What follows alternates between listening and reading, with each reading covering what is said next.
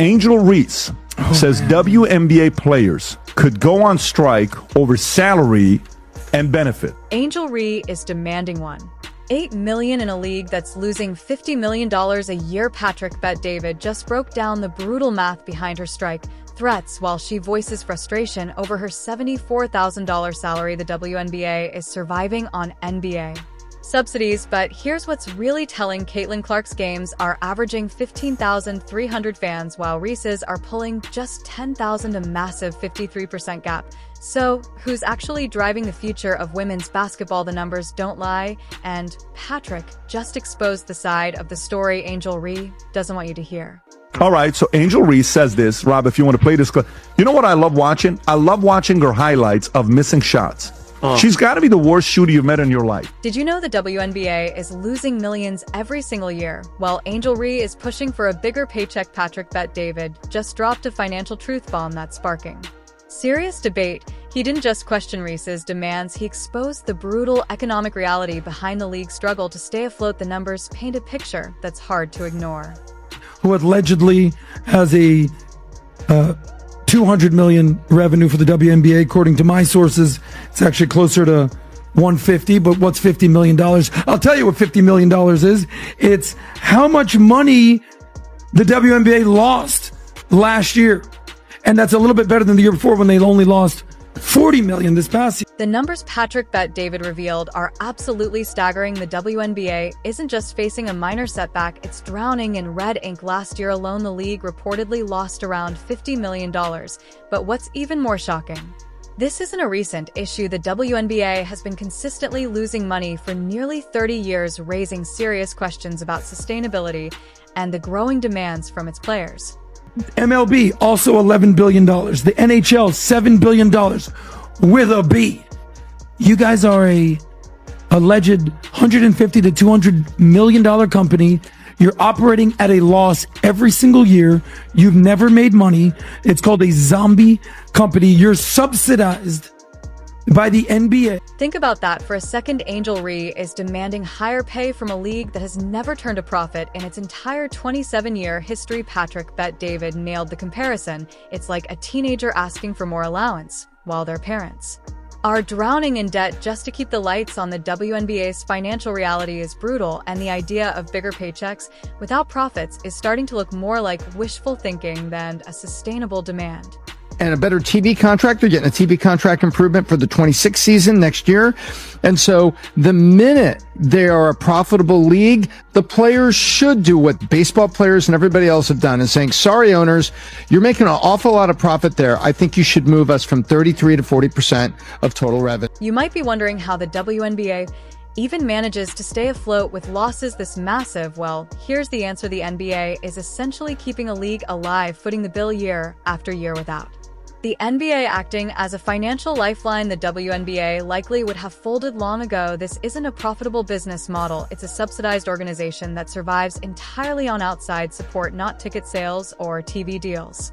WNBA has lost money every single year since 1997. According to the reports, the WNBA has operated an annual loss of $10 to $12 million. NBA has owned half of the WNBA financial support. NBA players pay for their salaries, by the way. This is exactly why WNBA players receive just 1% of league revenue compared to NBA players who get around 50%. It's not about fairness, it's basic economics. When Angel Reese complains about her $74,000 salary, she's overlooking the core issue. Patrick Bet-David explained so clearly, there simply isn't more money to distribute. The league isn't holding back, it just doesn't have it.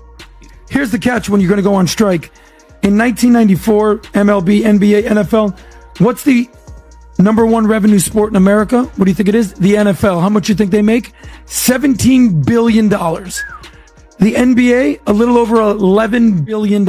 What makes Patrick Bet-David's analysis so powerful is that he didn't just criticize, he laid out the real-world consequences. He explained why a player's strike, something Angel Reese has hinted at, could be absolutely catastrophic for the WNBA. With teams already operating at significant losses, even a slight increase in financial pressure could cause multiple franchises to collapse. That kind of chain reaction could trigger a full-on death spiral for the league, one it might not recover from. The Hard truth Patrick Bet David laid out is this: Angel Reese is demanding NBA-level compensation without the WNBA ever reaching NBA-level revenue. It's like expecting a Fortune 500 CEO salary while working at a startup that hasn't made a single profit. No matter how talented a player, maybe the math just doesn't add up. Without the money coming in, there's simply nothing more to give out, and that's the uncomfortable reality the league is facing. So the viewership is higher, and they're asking for the money. And if the contract on the back end, the revenue, NBA gets 50+% to players, they do 9.3. There's an argument for it to be played.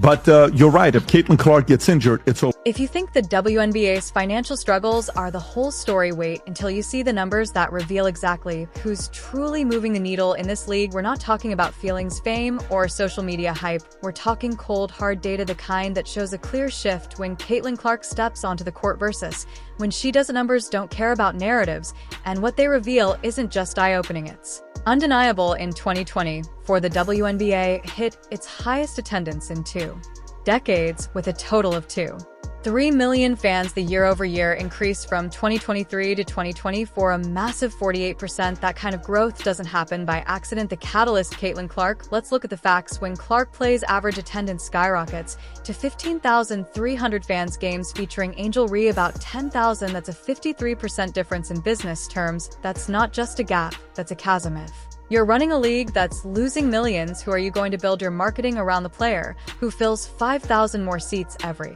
game, or the one demanding higher pay without delivering comparable returns?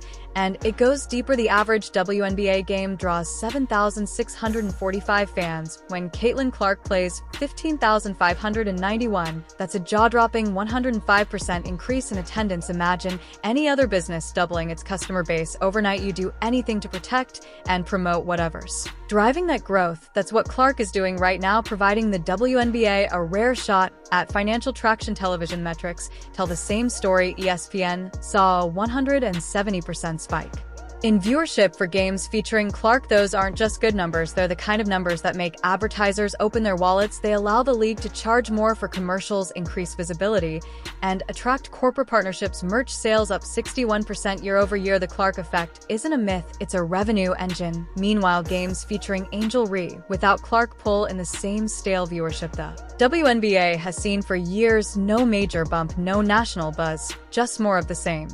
This isn't a shot at Reese's skill, it's a reflection of what fans are responding to, and fans are responding to Clark. Serena Williams, a legend by any measure, has even praised Clark's impact, calling her a GOAT and saying she freaking loves this. That's not empty praise, it's recognition from the top of the sports world that something is shifting. So while Angel Reese demands more money, Caitlin Clark is actually creating the conditions where higher salaries might one day become possible. That's the disconnect. Reese sees herself as the headline, but Clark is the foundation of a movement. The ticket sales, packed arenas, merch spikes, and TV deals are all being driven by her presence. She's not just a player, she's the league's best shot at long-term survival. Let's talk contracts. Caitlin Clark just signed a $28 million Nike deal, not from the WNBA, but from a brand that recognizes her value. Meanwhile, Angel Reese's $1.8 million nil valuation from college has no direct correlation to what she's worth professionally. Nil deals are about image and followers. The WNBA is about putting people in seats and eyes on screens,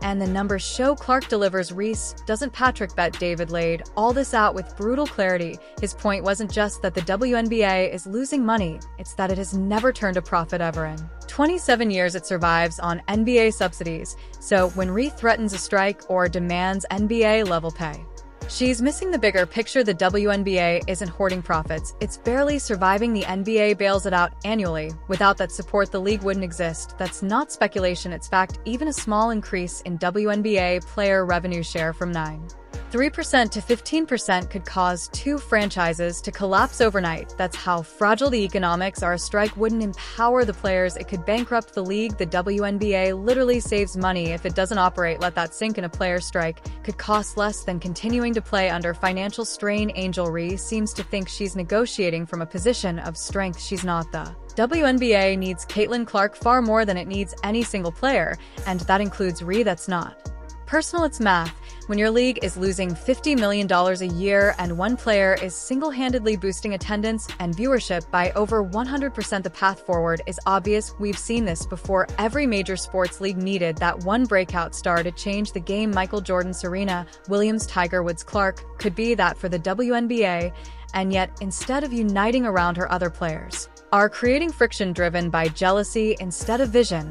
That's a mistake. The truth is America loves underdogs, and Caitlin Clark is the perfect one. Underestimated, over-delivering, and impossible to ignore. She's not just playing the game, she's changing it. And while refocuses on striking, Clark is stacking W's for the entire league. This isn't about picking sides, it's about survival. The WNBA doesn't need infighting right now. It needs to recognize the opportunity it has in Caitlin Clark and build the future around her. She's the difference between stagnation and sustainability. She's not just moving the needle,